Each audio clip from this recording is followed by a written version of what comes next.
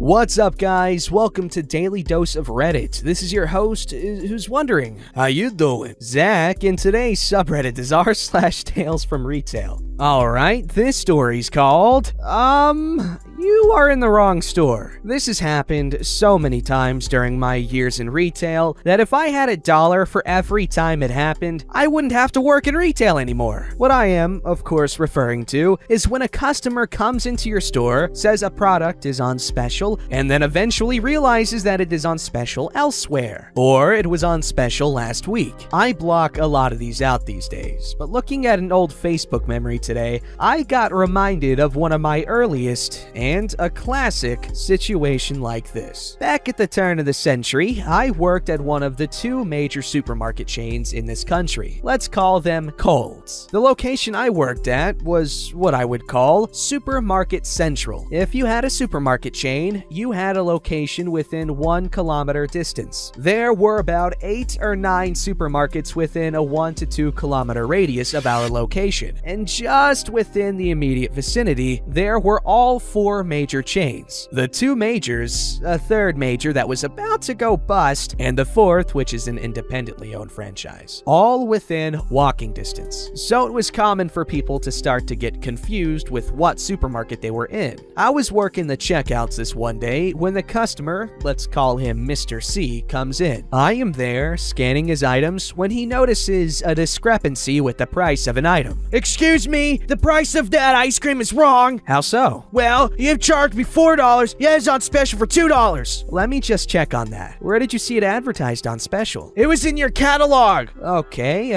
let me just have a look. I then browse the catalog and find no mention of the ice cream being on special. I'm sorry, sir, but it is not in the catalog. Yes, it is. Sorry, sir, but I have just looked through the entire catalog, and it is not in there. Give it to me. Mr. C grabs the catalog out of my hands and then proceeds to look through it. He then looks through it a second time and then throws it down. It's the wrong catalog. Why have you shown me the wrong catalog? I want to speak to the supervisor. Excuse me, sir, but this is the correct catalog. If you have a look at the front page of the catalog, you'll see the dates that the specials are on for. Don't give me any of this nonsense. Leave all my stuff here. I'm going home to get the catalog that you guys put in my mailbox to show you what the specials are. Okay, sir. Mr. C left and I did a deferred sale, even though I was not expecting him to come back. Amazingly, 30 minutes later, he did, and he came straight to my checkout trying to interrupt my sale. See, I told you. Excuse me, sir, do you mind waiting while I serve this customer? No, you pay attention to me, and now. I say to the customer in my checkout, I'll just be a second. To Mr. C, fine, show me. Mr. C proceeds to open the catalog straight to where the ice cream is on special, but I had already noticed 3 things wrong with it, so I was going to bring each of them up one at a time. Firstly, sir, the ice cream that is on special may be the same brand that you're trying to purchase, but it is the wrong size. What do you mean? Well, the one you're trying to purchase is a 2-liter tub of ice cream. The one on special is the 1-liter tub. I don't care. Still give me the special. Well, if I was to still give you the special, it would be the same sort of special as there is of the 1-liter tub, which would mean that you would actually be paying more. This is just flagrant misadvertising. Secondly, look at the dates of the special. This was last week's catalog. I didn't know of the special last week. You should keep them running for longer. And finally, I would like you to look at the store sign above you. Okay, and? And now look at the logo on the front of the catalog. And? Now compare the two. Are they the same? Mr. C at this point has become very quiet and quickly scurried out of there. This guy took 2 whole trips for a tub of ice cream to save $2, and it wasn't even the right store. What a chump.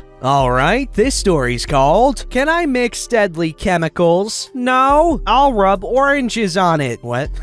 I work at a hardware store for context. A middle-aged woman approached me today while I was in our paint department and began asking about what we have to remove dust from her outdoor metal chairs. I've got just the thing to do it fast, so I take her to our navel jelly and explain to her how you would apply it onto the rusted areas and then wash it off after 5 to 10 minutes, blah blah blah. The lady then tells me how she doesn't like the idea of rinsing it off, cause then it will go into the water. She then asks if she can use it to remove paint as well, and I let her know that it's formulated specifically for rust, so she would need to use something like a paint remover. I show her the paint removers we have, and she says she doesn't want to use them because the chemicals are too strong. Well, do you have anything environmentally friendly that I can use? Sure. We have this item, which is made from naturally occurring acids in oranges, as well as other naturally sourced additives. It should peel up the paint after you allow it to sit, then you'll take a putty knife and scrape it off. Well, can I just scrape the old paint and rust off instead of using the chemicals because I don't want to use them?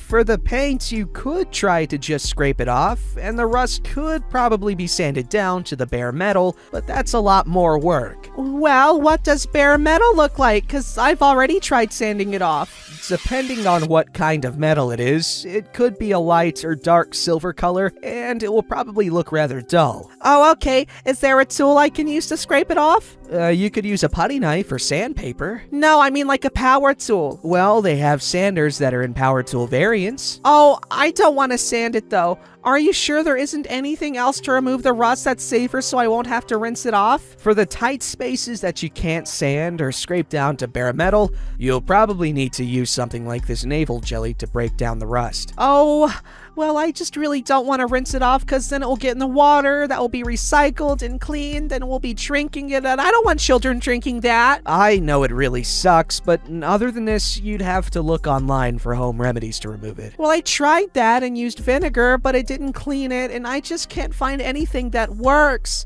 Do you think I can use this navel jelly with the citrus paint stripper? That I could use them and it would make the navel jelly less toxic? No, mama. I'm assuming they meant ma'am. No, mama. No, ma'am. And you'll definitely not want to mix any of these cleaning products as it could cause a chemical reaction. But the citrus one is organic. It should be fine. Even though it's sourced from more natural items like oranges, it still has enough chemicals to peel off paint. And mixing that with navel jelly could be very dangerous. Oh, okay.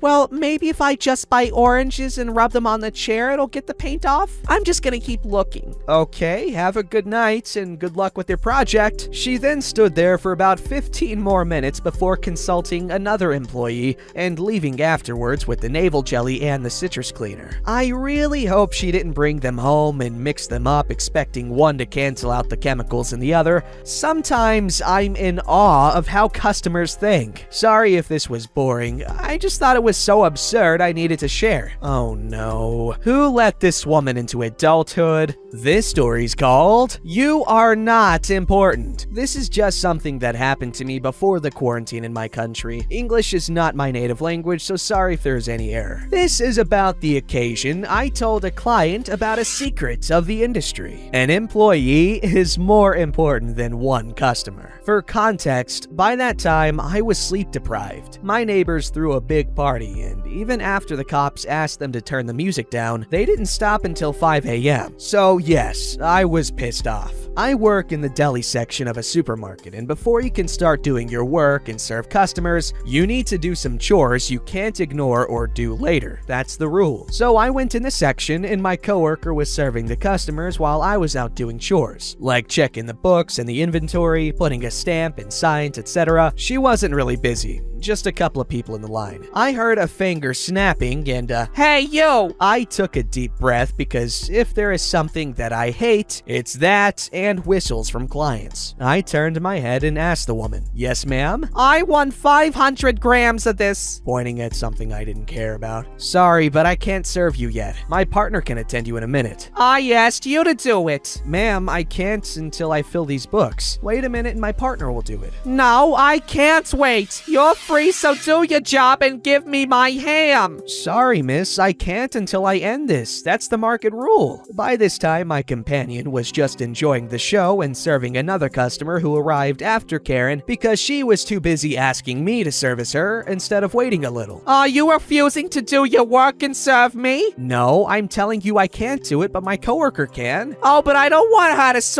me. I want you to get up off your lazy ass and serve me. I realized by this point she was just feeding her ego or something, because my coworker already attended 3 more people. No. Excuse me? I need to do this paperwork or I'm gonna be in trouble. trouble. If you dare to refuse me, I'm gonna get you in trouble. Okay, now you can get in line and wait because I'm refusing to serve you. That's it. Call the manager. Okay, I took the radio and talk. Manager, we have a client who wants to speak with you. Karen puts her ugly smile on her face and told me, I'm gonna see you get fired after this. Maybe next time you're gonna think again before disrespecting a customer. At this point, I lost all my customer service attitude. I had a terrible night and now she is giving me a terrible day. I said everything in a calm but cold voice. Do you really think they're going to fire me because you say so? Do you really think you're that important? There are literally 100 people here right now. Hundreds, maybe 1,000 on a regular day, and even more a month. One customer isn't special. What makes you think they're gonna fire me and go through the process of replacing me and training a new guy because of you? I'm far more important to the company than you. I'm a client. I'm a long-time useful employee. I could probably insult you if I wish, and the only consequence for me would be a nagging or a warning if I'm too loud. Karen had a sour face. She obviously couldn't think of an answer. My manager arrived, my coworker and I explained what happened, and even a lady customer, who was an employee of a local store, confirmed what I said, and she even offered to look for other customers to testify. The woman wasn't expelled or arrested, but the manager told her why I couldn't serve her and agreed with me when I refused to do it. She got her half kilogram of ham and left. It's not a big thing, but I'm proud of it. Hey, no, this is a big thing, okay? You showed a customer just how important they actually are, especially when it's just a grocery store or something. That's a cool working environment, though, to have everyone back you up like that. That's so cool. All right, this story's called Never Thought I Would Have a Story Good Enough. So I've worked at a major appliance store in the Midwest for about 15 years. I started in the warehouse with inventory management, moved into delivery and install, and am now a salesman. I've seen customers from all aspects of the process and never thought I would have a story worth posting here. Until tonight. One of my coworkers has been dealing with a woman purchasing a washer. It's one of our least expensive machines we carry, so it's usually not that much of an issue. The problem is, this woman refuses to come to the store or do credit cards over the phone. So after numerous phone calls, we were able to finalize the sale and she was going to mail a check. The check was mailed on a Friday night, and she called about 6 times on Saturday to see if we had received it. We had to tell her each time that it takes more than half a day to get here, but she continued to call and check. The problem with this is she had to go over each charge, from confirming the price of the unit, her delivery fee, the tax total, the coupon she had, and rattle off those multiple times during each call. We finally got the check and told her we would be out today. We thought it was over. I'm sitting at my desk and I see her name pop up. Unfortunately, I'm dealing with another issue, so I had to let it go to voicemail. I wasn't too heartbroken. We then get a call from an unfamiliar number. I answer, and it is her city's police department. That's right, she called the police because her delivery was taking longer than the estimated time of arrival given to her that morning. We had to get the installer info and delivery guidelines to the police so they could contact her and reassure her of the delivery. I've been here a long time and never had to deal with the police over a late delivery of a $400 washer, so I felt I needed to share. Wow, dude, talk about a freaking boomer. Freaking calling a place over the phone and buying it through check? Mailing them a check? I mean, it's cool if you don't want to share your credit card details over the phone, but at least have a better method. Or order online, even. Just come on. Dealing with checks in 2020? No. For purchases of consumer goods, no, just no. Don't forget to like, subscribe, and hit that bell to never miss an episode.